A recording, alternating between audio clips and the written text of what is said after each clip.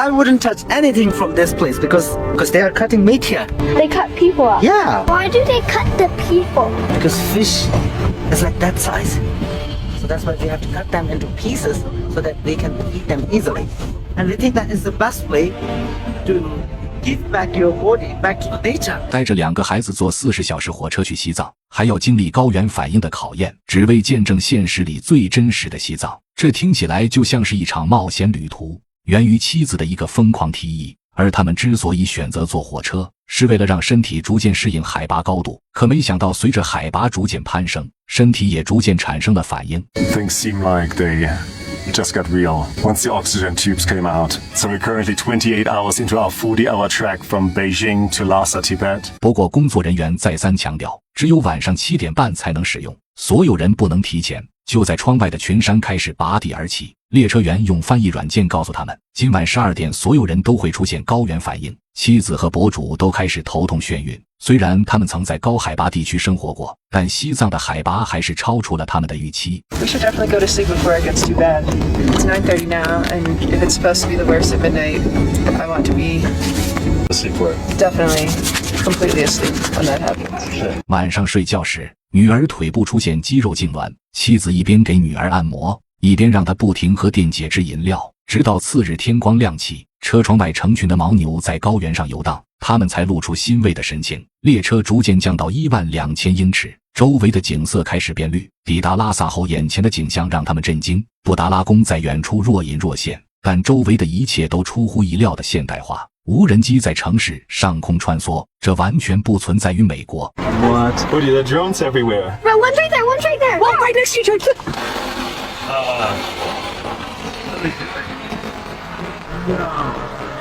当地的向导解释说，很多年前人们都是用驴和骡子把树木运上山，现在都改用高科技设备了，动物也不再受苦。不过这里只有现代化的一面，还有真正的西藏乡村生活。在山顶上，他们见到了经幡。向导介绍，这在藏语中叫龙达，意思是风马。经幡上写着神圣的咒语，藏民相信风会读诵经文，然后把祝福吹向山谷，为人们带来幸福和好运。所以藏民总是把经幡挂在山上或河边，那里风更大。他们拿到可生物降解的祈祷纸，准备随风放飞。 Welcome to Tibet.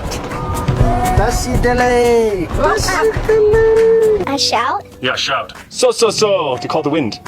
So. And to our surprise, the wind came. 博主好奇地问向导，在西藏旅行是不是必须时刻有导游陪同？得到的答案是肯定的，这是在西藏旅行的硬性规定。接下来10天，他们将要和导游形影不离。入住酒店后，向导叮嘱他们，海拔3650米的第一天不要洗澡，绝对不能喝酒，还留下了4瓶氧气以备不时之需。第二天早上，他们以为要去布达拉宫，结果被带到了另一个地方，人们在那里进行全身跪拜。向导解释，这是朝圣，这里是佛教的麦加。 Some of the people here come all the way from the far eastern Tibet, over 1,000 kilometers away. This is like a pilgrimage. This is the Mecca of Buddhism. 向导介绍，朝拜者怀着纯净的心，没有无知仇恨和嫉妒这3毒，为所有众生祈福。这种纯粹的旅行体验让博主深受感动。没有人试图向他们兜售任何东西，每个人都只是想分享和交流。这在当今世界已经不多见了，充分体现了藏民的善良和开放。寺庙外的人们每天要完成至少1000次跪拜，上下起伏，这是相当大的运动量。博主忍不住想拥抱这些可爱的人。 Oh, wow. Doesn't feel real, does it? It's huge. I had no idea. 1,300 years old? Like, that's unfathomable. 布达拉宫的宏伟超出了他们的想象。历史书上记载，宫殿有1000个房间，但目前只找到了999个，还有一个房间是宝藏室，至今无人发现。博主开玩笑说要让儿子乌迪去找。 So hang on, we're taking all those steps going all the way up? Yes. 大女儿的血氧饱和度降到了70，虽然不确定读数是否准确，但有一点很明确，她需要立即吸氧。没办法，他们只好改变行程，继续前往附近的寺庙，见识到了藏传佛教不禅意的一面。僧人辩经，远远就能听到他们的声音，博主很好奇，平时温和的僧人怎么会如此激动？向导解释 People, they don't want to share their knowledge like freely.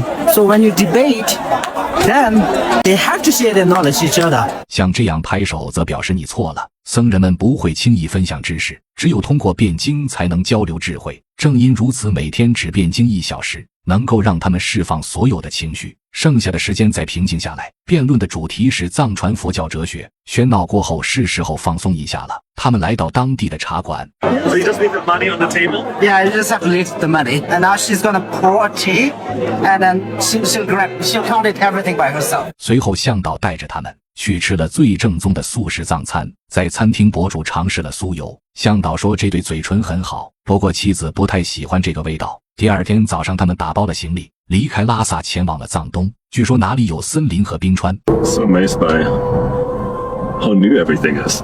This is nicer than American highway. 500 kilometers on this highway. What? 车子不断爬升，妻子的耳朵开始不舒服。博主偷偷告诉女儿，他们现在的海拔比他一生中去过的任何地方都高。经过5公里长的隧道，窗外突然开始变绿了。 Wow.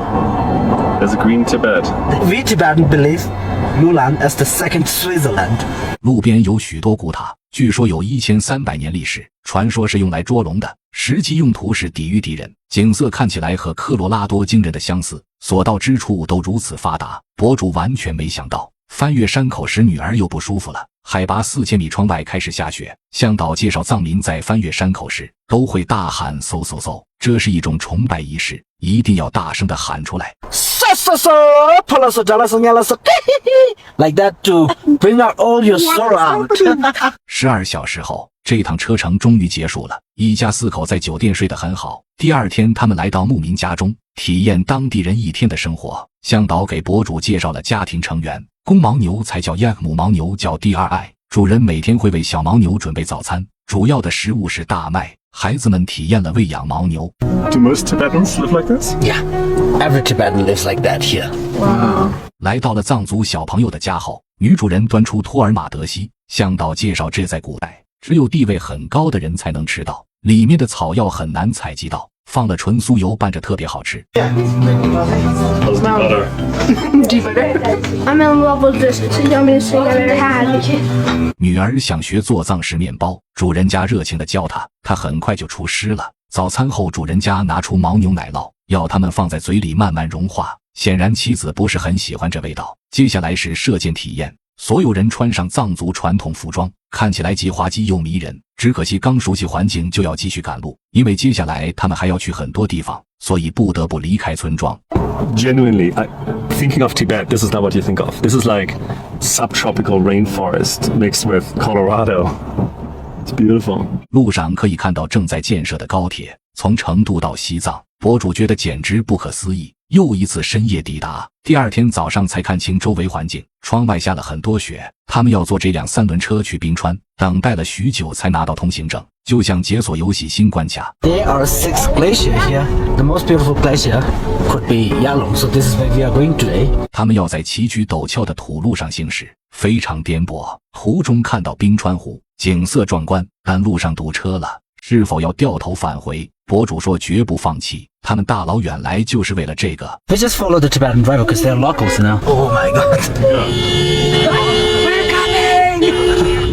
We're behind a car that doesn't take no for an answer. 他们跟着当地人的车继续前进，雪越来越厚，海拔也到达了4500米，冰川就在眼前。 We are now in the middle of Himalaya.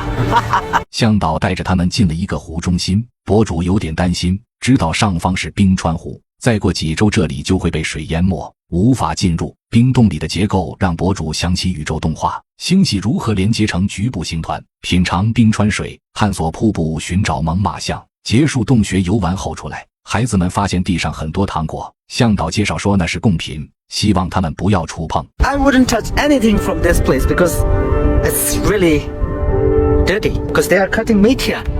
They cut people up. Yeah, They cut people? yeah. This is the place where we do water burial. 藏族有5种不同的葬礼，天葬最常见，还有水葬。死于武器的人不能天葬，只能水葬。通常在人去世3天后带到这里，切成小块扔进雅鲁藏布江，孩子们好奇为什么要切开，向导耐心地跟他解释。Because fish is like that size. So that's why we have to cut them into pieces so that they can eat them easily.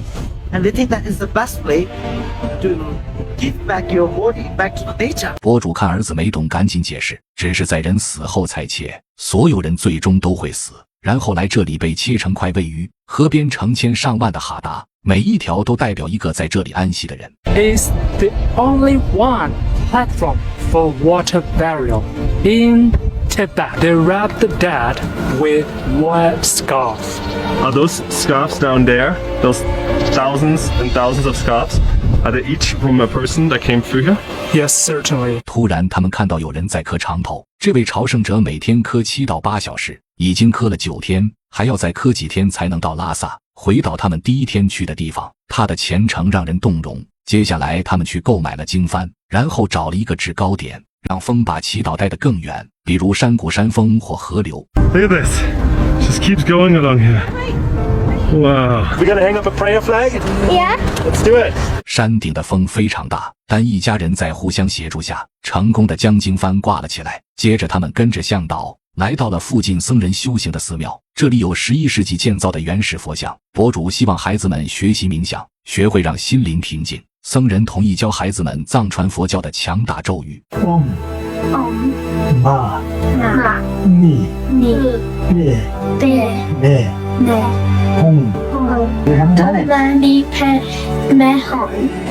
西藏之旅难以置信，这里有他们遇到过最温暖的人，他们不想离开。部分原因是感觉只是触及表面，还因为要面对回北京的40小时火车。这趟旅程彻底改变了他们对西藏的认知，从刻板印象到真实体验，从高原反应到文化震撼。西藏用它的现代与传统融合，展现了一个完全不同的世界。